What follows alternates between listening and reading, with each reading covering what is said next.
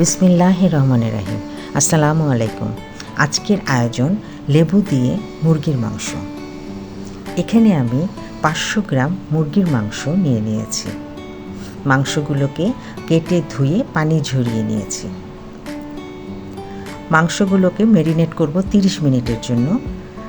সেজন্য 2 টেবিল চামচ টক দই, 2 চা চামচ কাঁচামরিচের পেস্ট, 1 চা চামচ লেবুর সবুজ অংশের কুচি ও হাফ চা চামচ লবণ দিয়ে খুব ভালোভাবে মাখিয়ে নিয়ে মাংসগুলো ঢেকে রাখব।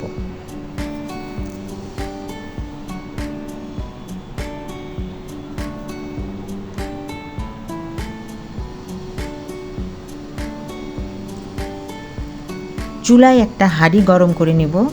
হাঁড়িতে হাফ কাপ তেল দিয়ে দিব। তেল গরম হলে হাফ কাপ পেঁয়াজ কুচি দিয়ে দেব।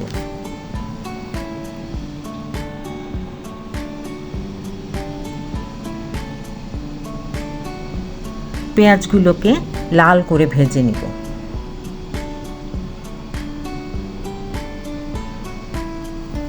পেঁয়াজ ভাজা হয়ে গিয়েছে। ভাজা পেঁয়াজের মধ্যে 1 টেবিল চামচ পেঁয়াজের পেস্ট, 1 টেবিল চামচ আদা রসুনের পেস্ট দিয়ে একটু নাড়াচাড়া করে নেব। তারপর 1 চা চামচ কাঁচামরিচের পেস্ট দিয়ে আরেকটু নাড়াচাড়া করে নিয়ে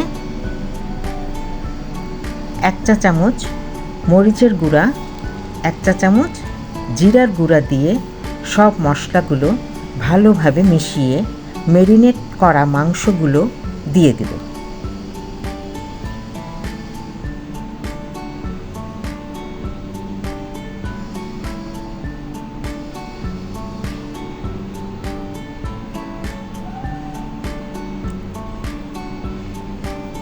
এবং খুব ভালোভাবে কষিয়ে নেব মাংসগুলো মশলার সাথে।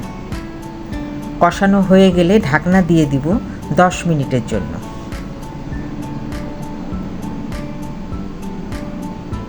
10 মিনিট পর ঢাকনা খুলে হাফ কাপ পানি দিয়ে দেব।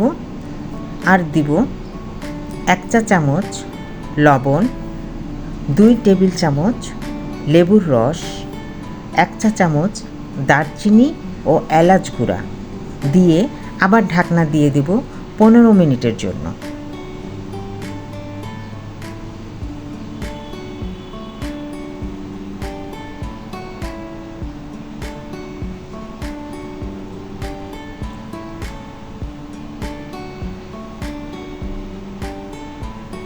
পনেরো মিনিট পর ঢাকনা খুলে 5-6টি গোটা কাঁচামরিচ ও হাফ চা চামচ চিনি দিয়ে 1 মিনিট দমে রেখে দেব।